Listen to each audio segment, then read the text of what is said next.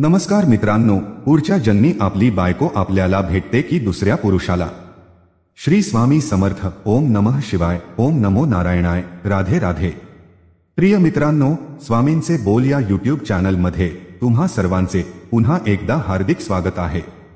मित्रांनो, एकदा माता पार्वती भगवान शंकरांना म्हणाली, बरेच दिवस झाले, आज मला काही ज्ञानाचे शब्द ऐकायचे आहेत.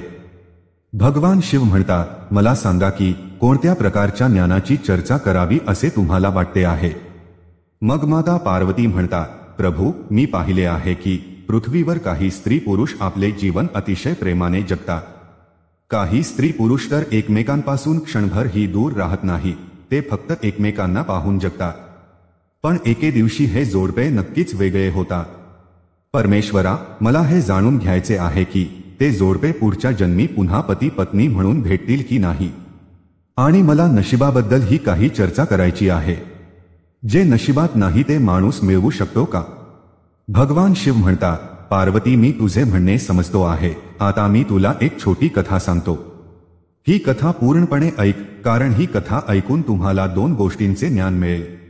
पहिल म्हणजे पुरुष आणि स्त्रियांचे नाते किती जन्म टिकते. दुसरी म्हणजे जे नशिबात नसते ते कधीच साध्य होत नाही. तर मित्रांनो, कथा सुरू करण्यापूर्वी मी तुम्हा सर्वांना विनंती करते की तुम्ही जर अजूनही आमचे चॅनल सबस्क्राईब केले नसेल तर कथा सुरू करण्यापूर्वी मी तुम्हा सर्वांना विनंती करते की आमच्या कथेत हरवून जाण्यापूर्वी कृपया आमचे चॅनल सबस्क्राईब करा आणि बेल आयकॉन दाबा, जेणेकरून आमच्या प्रत्येक व्हिडिओची सूचना तुमच्यापर्यंत पोहोचेल. मित्रांनो, कथा खूप माहितीपूर्ण आहे, तर कथा शेवटपर्यंत पहा. तर कथेला सुरुवात करूया. भगवान शिव म्हणतात, पार्वती एक परिपूर्ण चारित्र्याची राजकुमारी होती, जिचा विवाह चारित्र्यवान राजकुमाराशी झाला होता. दोघेही मोठ्या आनंदाने जीवन जगत होते. पैशाची कमतरता नव्हती, फक्त एकच कमी होती, त्यांना मूल नव्हते, ज्याबद्दल राजकुमारी नेहमी काळजीत असायची. हळूहळू वेळ निघून चालला होता. एके दिवशी राजकुमारीची तब्येत अचानक बिघडली. मग ती राजकुमाराला म्हणाली, प्रीतम, मी तुझ्यावर खूप प्रेम केले आहे. मी तुझी खूप सेवा केली, पण तुझे एक सुख मी पूर्ण करू शकले नाही, ते म्हणजे संतान सुख. माझे आयुष्य काही क्षणात संपणार आहे असं मला वाटत आहे. अनुपस्थितीनंतर माझ्या आठवणींमध्ये आयुष्य जगा. मी तुम्हाला वचन देते, पुढच्या जन्मी मी पुन्हा तुमची बायको होईल. मग मी तुमची मूल होण्याची इच्छा नक्कीच पूर्ण करीन. आणि मग असे म्हणत राजकुमारीचा मृत्यू झाला. भगवान शिव म्हणतात, पार्वती, मग एके दिवशी राजकुमारही आपले शरीर त्यागतो, त्याचाही मृत्यू होतो. मग त्या राजपुत्राचा जन्म एका राजाच्या पोटी होतो, ज्याला 1600 राण्या होत्या आणि सर्व राण्यांमध्ये तो एकुलता एक मुलगा होता. दुसरीकडे ती राजकन्या ही अशा राजाच्या घरी जन्माला येत. त्यालाही 1600 राण्या होत्या आणि सर्व राण्यांमध्ये एकच मुलगी होती. भगवान शिव म्हणतात, पार्वती, ज्या राजाला मुलगा झाला त्या राजाकडे एक अतिशय हुशार आणि निष्ठावान पोपट होता. राजा अनेक बाबतीत त्याचा सल्ला घेत असे. अत्यंत कठीण समस्यांमध्ये राजा पोपटाचा सल्ला नक्कीच घेत असे. भगवान शिव म्हणतात, पार्वती, आता एके दिवशी राजाने त्या पोपटाला बोलावले आणि पोपटाला म्हणाला, हे पोपट, मी तुझ्यावर खूप मोठी जबाबदारी सोपवत आहे, जी तुला पार पाडायची आहे. तर पोपट म्हणाला, महाराज, मला सांगा, मी तुमच्यासाठी काहीही करू शकतो. तेव्हा राजा म्हणाला, अरे पोपटा, तुला माहित आहे का, मला एकच मुलगा आहे आणि मला माझ्या मुलासाठी बायको शोधायची आहे. आणि मग राजाने पोपटाला आपल्या मनातली सून कशी हवी आहे ते सर्व सांगितले. मग राजाचे म्हणणे ऐकून पोपट राजी झाला. आणि मग पोपट राजाला म्हणाला, महाराज, तुम्हाला जशी राजकन्या हवी असेल, तुमची आवड असेल, ती तुम्ही कागदाच्या पानावर वर लिहा आणि ते पण माझ्या पायावर बांधा आणि मग पुढचे काम माझ्यावर सोडा. मी शोधून आणतो तुम्हाला जशी हवी आहे तशी सून. भगवान शिव पार्वतीला म्हणतात, मग पोपटाचे म्हणणे ऐकून राजाने आपल्या आवडीच्या राजकुमारीबद्दल एका कागदावर लिहिले आणि तो कागद राजाने पोपटाच्या पायाला बांधला. आता पोपट शेजारच्या देशात पोहोचला, जिथे मुसळधार पाऊस पडत होता. तिथे त्याला जंगलात आश्रय घ्यावा लागला. त्याला एक जुने पोकळ झाड सापडले, जिथे त्याला वाटले की ती जागा त्याच्या आरामासाठी खूप योग्य असेल. भगवान शिव म्हणतात, पार्वती, मग पोपटाने त्या पोकळ झाडाच्या बिळात जाण्याचा विचार करताच आतून आवाज आला, तू आत जाऊ नकोस, अन्यथा तू आंधळा होशील. मग अशी भीतीदायक गोष्ट ऐकून पोपट त्या पोकळ झाडाच्या आत शिरला नाही आणि झाडाच्या एका फांदीवर तो बसला आणि पाऊस संपण्याची वाट पाहू लागला. पाऊस थांबल्यावर पोकळीतून एक मैना बाहेर आली आणि पोपटाजवळ येऊन बसली. मग दोघेही बराच वेळ बोलत राहिले. इतक्यात पोपटाने मैनाला सगळी गोष्ट सांगितली, तो कुठे जात होता. मग मैना ते सर्व ऐकून म्हणू लागली, आज आपली भेट झाली, हे खूपच छान झाले. आणि मग ती मैना पोपटाला पुढे म्हणते की तू तुझ्या राजासोबत जितका निष्ठावान आहेस तितकीच मी माझ्या राजाची विश्वासू आहे. तू तुझ्या राजाच्या मुलासाठी राजकुमारी शोधत आहेस ज्याच्या अंगी सर्व गुण असतील. तर मी पण अशा राजकुमाराच्या शोधात निघाले आहे ज्यात राजाच्या मुलीसाठी म्हणजेच राजकुमारीसाठी योग्य सर्व गोष्टीत परिपूर्ण असा राजकुमार शोधत आहे. भगवान शिव म्हणतात, पार्वती, मग पोपट म्हणू लागला, आमचा राजा म्हणतो की आम्ही अशा घरातून राजकुमारी आणू ज्या राजाला 1600 राण्या असाव्यात, कारण आमच्या राजालाही 1600 राण्या आहेत. तर मैना म्हणू लागते, हा तर योगायोग आहे, कारण तुमच्या राजालाही 1600 राण्या आहेत आणि आमच्या राजालाही 1600 राण्या आहेत. तुमच्या राजाला एकच राजकुमार आहे आणि आमच्या राजाला एकच राजकन्या आहे. तुझ्या राजाचा राजपुत्र ही सर्व गुणांनी संपन्न आहे आणि आमच्या राजाची राजकन्या ही सर्व गुणांनी संपन्न आहे. भगवान शिव म्हणतात, पार्वती, अशा प्रकारे पोपटाने राजकुमाराच्या सर्व आवडीनिवडी मैनाला सांगितल्या आणि दुसरीकडे मैनाने राजकन्याच्या सर्व आवडीनिवडी पोपटाला सांगितल्या. मग पोपट आणि मैना राजकन्याच्या देशात आले, कारण पोपट मनात विचार करत होता की माझ्या राजाचे स्वप्न पूर्ण होईल, त्याची इच्छा पूर्ण होईल. आज मला त्याला हवी असलेली राजकुमारी सापडली आहे. भगवान शिव म्हणतात, पार्वती, अशा प्रकारे पोपट आणि मैना उडत राजकन्याच्या महालात पोहोचले. तेव्हा राजवाड्यातील एका सेवकाने त्यांना पाहिले. तेव्हा ते राजाकडे गेले आणि म्हणाले, महाराज, ज्या कामासाठी तुम्ही मैनाला पाठवले होते तिने तुमचा विश्वासघात केला आहे. राजकुमाराच्या शोधात ती कुठेही गेली नाही, ती एका पोपटासोबत फिरत आहे. मी माझ्या डोळ्यांनी तिला पोपटाबरोबर फिरताना पाहिले आहे आणि तुम्ही तिला काय सांगितले आहे ते ती पूर्णपणे विसरली आहे. तिने तुमच्या आदेशाचे उल्लंघन केले आहे. भगवान शिव म्हणतात, पार्वती, त्यामुळे राजा रागावतो आणि पोपट आणि मैना दोघांना मारण्याचा आदेश देतो. भगवान शिव म्हणतात, पार्वती, जेव्हा राजाने पोपट मैनाला मारण्याचा आदेश दिला तेव्हा मैनाला ही गोष्ट कळली आणि मैना पोपटाला म्हणाली, इथे आपल्या दोघांचा जीव धोक्यात आहे. आपण दोघांनी लवकरात लवकर इथून पळ काढला पाहिजे. इथून लवकर उडून जाऊया, नाहीतर आपण दोघेही मारले जाऊ. राजाचे बाण आपल्याला लागण्यापूर्वी आपण येथून पळून जाऊया. आणि मग हा विचार करत पोपट आणि मैना तिथून लांब उडून गेले. भगवान शिव म्हणतात, पार्वती, जेव्हा राजाचे सेवक त्यांना मारण्यासाठी गेले तेव्हा बराच वेळ शोधूनही ते दोघेही सापडले नाही. आता पोपट आणि मैना काही दिवस दूरवर जाऊन राहिले, जेणेकरून लोक त्यांना विसरतील. काही दिवसानंतर ते पुन्हा राजवाड्यात आले आणि पोपट राजाच्या उजव्या गुडघ्यावर आणि मैना राजाच्या डाव्या गुडघ्यावर बसले. तेव्हा मैनाने राजाला विचारले की तुम्ही आम्हाला मारण्याचा आदेश का दिला? आम्ही तुमच्याशी एकनिष्ठ आहोत, तुमच्या वाड्यातील लोक आमच्यावर जळतात, म्हणूनच ती तुमच्याशी आमच्याबद्दल वाईट बोलले आहेत. पोपट आणि मैना, आम्ही दोघेही त्या महान प्रतिष्ठित राजाचे सेवक आहोत, जे बुद्धिमान आणि श्रीमंत आहेत. आम्ही नेहमीच तुमच्याशी एकनिष्ठ आहोत.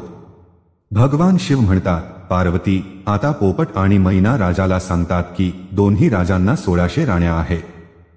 एका राजाला दुसऱ्या राजाच्या मुलीसारखी सून हवी आहे आणि दुसऱ्या राजाला दुसऱ्या राजाच्या मुलासारखा जावई हवा आहे. महाराज, आम्ही दोघेही 2 राजांचे सेवक आहोत. देवाच्या कृपेने आम्ही तुमच्या राज्याबाहेरील जंगलात भेटलो आणि आता ही आनंदाची बातमी घेऊन तुमच्याकडे आलो आहोत. भगवान शिव म्हणतात, पार्वती, अशा प्रकारे पोपट आणि मैना यांनी राजाला सर्व काही सांगून राजाला प्रसन्न केले. आणि मग पोपटाने आपला पाय राजाच्या दिशेने केला, ज्यामध्ये एक पत्र बांधले होते आणि ज्यामध्ये राजकुमाराची निवड लिहिली होती. मग राजाने ते पत्र वाचले तेव्हा त्याला खूप आनंद झाला. सुरुवातीला त्याचा त्या पोपट मैनावर विश्वास बसला नाही, त्यानंतर तो कागद वाचल्याने राजाने पोपट मैनावर विश्वास ठेवला. भगवान शिव म्हणतात, पार्वती, मग राजाने पोपटाच्या पायातून राजपुत्राचे चित्र काढले आणि आता ते राण्यांना पाठवले आणि म्हणाले, मला सांगा, राजकन्यासाठी हा राजकुमार कसा आहे? सगळ्या राण्यांना राजकुमार आवडतो की नाही हे सांगा. भगवान शिव म्हणतात, पार्वती, काही दिवस गेले पण चित्र परत आले नाही. राजकन्याला ते चित्र खूप आवडले आणि मग राजकन्याने त्या राजकुमाराचे चित्र हातात ठेवले. काही दिवसांनी राण्याकडून उत्तर आलं की सगळ्यांना राजकुमार आवडला आहे. लवकरात लवकर लग्न करावे, कारण राजकन्याला राजकुमाराशिवाय करमत नाही. भगवान शिव म्हणतात, पार्वती, हे उत्तर राजापर्यंत पोहोचतात राजाने पोपटाला परत पाठवले की जा आणि आपल्या राजाला सांगा, राजकुमाराला जशी मुलगी हवी आहे तशी मुलगी सापडली आहे. त्याने 4 महिन्यात आमच्याकडे लग्नासाठी यावे. भगवान शिव म्हणतात, पार्वती, मग पोपटाने आदरपूर्वक नमस्कार केला आणि आपल्या देशाकडे निघून गेला. मग आपल्या देशात पोहोचल्यावर पोपट आणि राजाला आपल्या प्रवासातील यशाबद्दल सांगितले. तेव्हा राजाला आपल्या मुलासाठी राजकन्या आपल्याला हवी तशी मिळाली हे ऐकून खूप आनंद झाला आणि मग राजाने ताबडतोब हा अद्भुत प्रसंग भव्य पद्धतीने साजरा करण्याचा आदेश दिला. भगवान शिव म्हणतात, पार्वती, राजाने राजकुमारासाठी सर्वात महाग आणि उत्तम कपडे बनवले. घोड्यांसाठी एक अप्रतिम जीन बनवण्यात आले होते. सैनिकांसाठी देखील नवीन आणि सुंदर पोशाख बनवले गेले.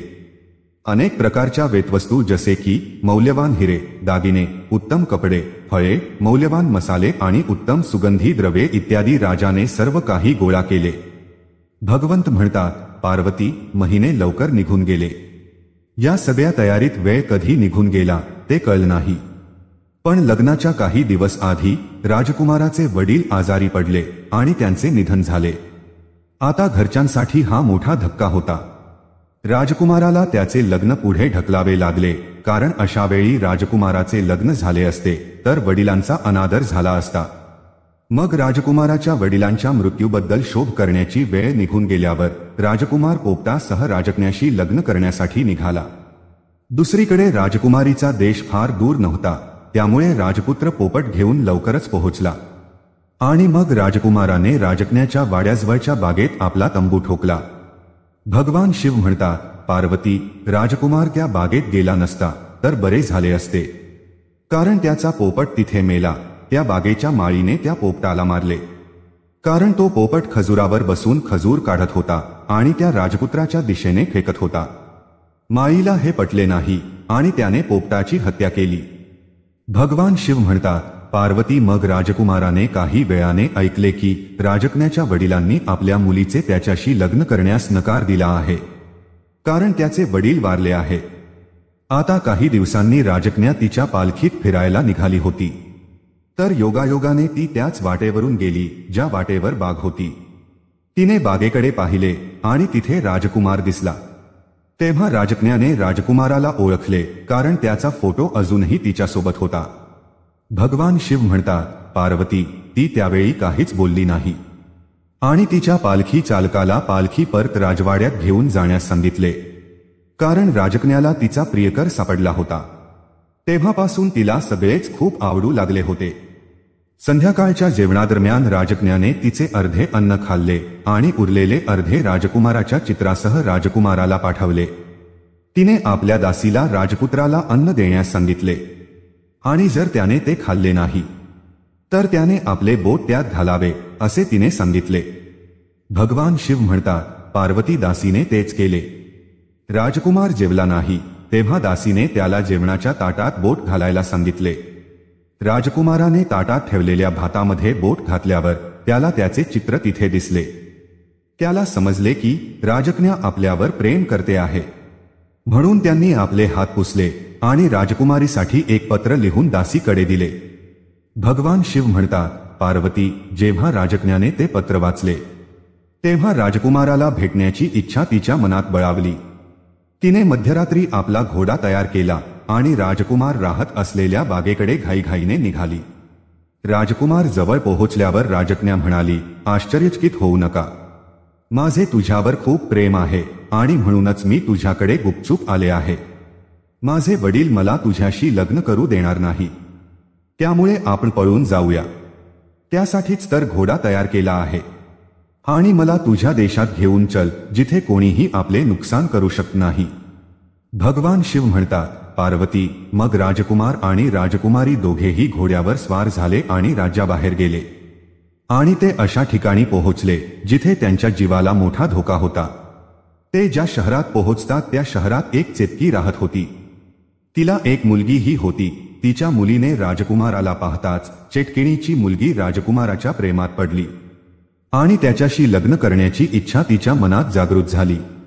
भगवान शिव म्हणतात, पार्वती, आता तिचे चेटकीण मनात विचार करू लागली, मला राजपुत्राशी लग्न कसे करता येईल. मग तिला एक कल्पना सुचली आणि तिच्या आईला चेटकिणीला राजकुमार आणि राजकुमारीला तिच्या घरी जेवणासाठी आमंत्रित करण्यास सांगितले. चेटकिणीने राजकुमार आणि राजकन्येला रात्रीच्या जेवणासाठी तिच्या घरी आमंत्रित केले. भगवान शिव म्हणतात, पार्वती, मग जेव्हा राजकुमार आणि राजकन्या चेटकिणीच्या घरी जेवायला गेले तेव्हा चेटकिणीने राजकुमाराला एका खोलीत बोलावले आणि त्याच्या गळ्यात दोरी बांधली. दोरी बांधल्याबरोबर राजकुमार म्हसमध्ये बदलला आणि त्या मुलीने मागच्या दाराने त्या म्हशीला घराबाहेर सुरक्षित ठिकाणी नेऊन बांधले. आता रात्रीचे जेवण झाल्यावर राजकन्याने आपल्या राजकुमाराचा शोध सुरू केला, पण तो म्हैस बनला होता. तिला तो कसा मिळेल. इकडे म्हैस दिवसभर चेटकिणीच्या मुलीच्या मागे असायची. चेटकिणीची मुलगी जिकडे जाईल तिकडे म्हैस तिच्या मागे असायची. चेटकिणीची मुलगी रात्री म्हशीच्या गळ्यातला दोरीचा फास काढत असे, त्यामुळे तो राजकुमार होत असे आणि सकाळ होताच ती पुन्हा राजपुत्राच्या गळ्यात दोरीचा फास बांधून त्याला म्हैस बनवायची. दुसरीकडे राजकन्या राजकुमाराला शोधून बरेच दिवस झाले होते. राजकन्या वेड्यासारखी आपल्या राजकुमाराला शोधत होती. ती खूप दुःखी होती. आता काय करावे तिला कळत नव्हते. शेवटी राजकुमार तिला सोडून कुठे गेला. कधी कधी राजकन्याला मनात विचार यायचा, राजकुमाराने माझा विश्वासघात तर केला नसेल. कधी विचार यायचा की तो माझा विश्वासघात करू शकत नाही. तो माझ्यावर खूप प्रेम करतो, माझेही त्याच्यावर खूप प्रेम आहे. त्याचा कोणी खून केला असेल का. भगवान शिव म्हणतात, पार्वती, मग राजकन्याने पुरुषाचे रूप धारण केले आणि त्या देशाच्या राजाकडे जाऊन राजाकडे काही काम मागितले. राजकन्याचे सौंदर्य आणि बोलण्याची पद्धत पाहून राजा खूप प्रभावित झाला. तेव्हा राजाने त्या राजकन्येला आपल्या दरबारात कोतवाल पदावर नियुक्त केले. भगवान शिव म्हणतात, पार्वती, जेव्हा ती राजकुमारी कोतवाल बनते, कारण कोतवालांना अनेक घरांमध्ये जावे लागते, त्यामुळे त्याला अनेक घरांची गुपिते माहीत झाली. भगवान शिव म्हणतात, पार्वती, अशा प्रकारे ती राजकुमारी कोतवाल बनली आणि राजाच्या घरी काम करू लागली. वेळ हळूहळू निघून चालला होता. बरीच वर्षे गेली. मग एके दिवशी राजा मरतो. दुसरीकडे सर्व नगरवासी त्या कोतवालाला राजा बनवतात, कारण त्या कोतवाल राजकन्याची वागणूक जनतेशी चांगली होती. भगवान शिव म्हणतात, पार्वती, मग एके दिवशी त्याच नगरातील एक माणूस म्हैस विकायला राजा समोर राजकन्याकडे आला. त्यामुळे राजाच्या रूपातील राजकन्येने त्या व्यक्तीची म्हैस विकत घेतली. ती म्हैस हरवलेल्या वस्तूचा वास घेऊन ती वस्तू कुठे आहे ते सांगायची. भगवान शिव म्हणतात, पार्वती, आता एके दिवशी अचानक ती म्हैस कुठेतरी हरवली. तेव्हा राजाने त्या नगरात सर्वत्र निरोप पाठवला की या शहरातील सर्व म्हशी येथे जमा करा. दुसरीकडे ही माहिती चेटकिणीपर्यंतही पोहोचली. आता नगरातील सर्व म्हशी राजासमोर जमा झाल्या, पण चेटकिणीने तिची म्हैस जी राजपुत्र होती तिला राजाच्या दरबारात पाठवली नाही. मग जेव्हा सैनिकांनी राजाच्या रूपात राजकन्येला सांगितले की चेटकिणीने तिची म्हैस पाठवली नाही, तेव्हा राजाच्या रूपातील राजकन्येला राग आला आणि तिने जबरदस्तीने चेटकिणीची म्हशीला बोलावली. दुसरीकडे सैनिकांनी म्हशीच्या गळ्यातला दोर जोरजोराने खेचताच म्हशीच्या मानेतून दोरी बाहेर आली आणि दोरीमानेतून बाहेर येताच म्हशीचे रूपांतर राजकुमारात झाले. तेव्हा राजकन्याच्या रूपातील राजाचे स्वप्न सत्यात उतरले आणि तिने लगेच राजकुमाराला मिठी मारली. चेटकिणीला कैद करण्यात आले. मग राजाच्या रूपात असलेल्या राजकन्याने सर्व नगरवासियांना सांगितले की तिला तिच्या राजकुमाराला भेटण्यासाठी पुरुषाचा वेश घ्यावा लागला. मी एक स्त्री आहे, त्यामुळे आजपासून तुम्ही सर्वजण आमच्या राजपुत्राला तुमचा राजा आणि आम्हाला तुमची राणी समजा. भगवान शिव म्हणतात, पार्वती, त्यामुळे सर्व नगरवासियांमध्ये आनंदाची लाट पसरली आणि त्यांनी त्या राजकन्याला आपली राणी आणि त्या राजकुमाराला आपला राजा म्हणून स्वीकारले। आता इथे राजकुमार राजा होतो आणि राजकुमारी राणी बनते। भगवान शिव म्हणतात, पार्वती, मग ते राजा आणि राणी एक दिवस बाहेर जातात आणि जंगलातून जाताना ते एका झाडाजवळ विसावायला थांबतात। ते झाड खूप वर्ष जुनं होतं।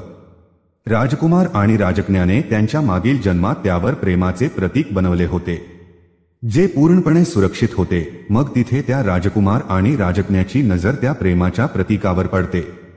त्यामुळे अचानक दोघांनाही त्यांच्या जुन्या आयुष्याची संपूर्ण गोष्ट आठवते। जुन्या जन्माच्या सर्व गोष्टी त्यांना आठवतात आणि त्यांच्या आयुष्यात आनंदाची लाट पसरते। राजकुमारी म्हणते, मला सर्व काही आठवले आहे। माझे तुझ्यावर खूप प्रेम होते, तुझही माझ्यावर खूप प्रेम होते। मी तुझी खूप सेवा केली। मला फक्त एक खंत होती की तुझ्या आनंदासाठी मी मुलाला जन्म देऊ शकले नाही, पण या जन्मात पुन्हा आपण दोघे एकत्र आलो आहोत आणि पतीपत्नीच्या रूपात एकमेकांना भेटलो आहोत। याच कारण हेच आपले खरे प्रेम होते। त्यामुळेच आपण दोघे भेटलो आहोत आणि मला पूर्ण विश्वास आहे की या जन्मी देव आपले नक्की ऐकले आणि आपल्याला नक्कीच अपत्य प्राप्तीचे सुख मिळेल। भगवान शिव म्हणतात, पार्वती, मग वेळ हळूहळू जातो आणि मग राजकुमारी गरोदर राहते आणि जेव्हा वेळ येते तेव्हा ती एका सुंदर मुलाला जन्म देते। भगवान शिव म्हणतात, पार्वती, या कथेतून मिळालेल्या ज्ञानाची पहिली गोष्ट म्हणजे जर स्त्री पुरुष एकमेकांवर खरोखर प्रेम करत असतील तर असे पती पत्नीचे नाते जन्मोजन्मापर्यंत टिकते। दुसरीकडे जर एखाद्या स्त्रीने एखाद्या पुरुषाची फसवणूक केली तर तिचीही फसवणूक होते आणि जर एखाद्या पुरुषाने स्त्रीची फसवणूक केली तर पुरुषाची ही फसवणूक होते। त्यामुळे पती पत्नीचे नाते हे अतूट विश्वासाचे असते। त्यामुळे एकमेकांवर विश्वास ठेवला पाहिजे आणि जे स्त्री पुरुष विश्वासाचे बंध रूढ ठेवतात ते प्रत्येक जन्मात नवरा बायकोच्या रूपात भेटतात आणि त्यांच्या मागील जन्माच्या उरलेल्या इच्छा देखील सौभाग्य देवता पूर्ण करते। भगवान शिव म्हणतात, पार्वती, आता या कथेतून मिळालेल्या ज्ञानाचा दुसरा मुद्दा म्हणजे जे नशिबात नाही ते कधीच प्राप्त होत नाही। कारण चेटकेणीच्या मुलीचे चारित्र्य चांगले नव्हते। तिला तिच्या जादुई शक्तीच्या जोरावर राजकुमार मिळवायचा होता, परंतु तो राजकुमार तिच्या नशिबात नव्हता। त्यामुळे तिला तो राजकुमार मिळू शकला नाही। कारण जे नशिबात नाही ते कधीच साध्य होत नाही। राजकुमार फक्त त्या राजकन्याच्या नशिबी होता। त्यामुळे इतक्या संकटांचा सामना करूनही राजकन्येला तिचा नवरा मिळाला। जो राजकुमार तिच्या मागच्या जन्मी होता तोच राजकुमार या जन्मातही तिचा नवरा मिळाला। आता भगवान शिव म्हणतात, पार्वती, पती पत्नीचे नाते जन्मोजन्मी टिकते। त्यामुळे या नात्यात प्रत्येक पती पत्नीने विश्वास कायम ठेवला पाहिजे आणि एकमेकांशी पूर्णपणे वचनबद्ध असले पाहिजे। आणि जे नशिबात नाही ते कितीही प्रयत्न केले तरी साध्य होऊ शकत नाही। त्यामुळे चुकीच्या मार्गाचा अवलंब करून कधीही प्रयत्न करू नये, अन्यथा चुकीचे परिणाम भोगावे लागतात। त्या चेटकिणीच्या मुलीला राजाने कायमचे कैद केले आणि त्यांचे संपूर्ण आयुष्य त्या तुरुंगात गेले। तर मित्रांनो, जर तुम्हाला कथा आवडली असेल तर कृपया आमच्या चॅनलला सबस्क्राईब करा आणि भगवान शिव आणि पार्वतीसाठी लाईक करायला विसरू नका। श्री स्वामी समर्थ। जय श्री कृष्ण, जय श्री राम, जय श्री हनुमान।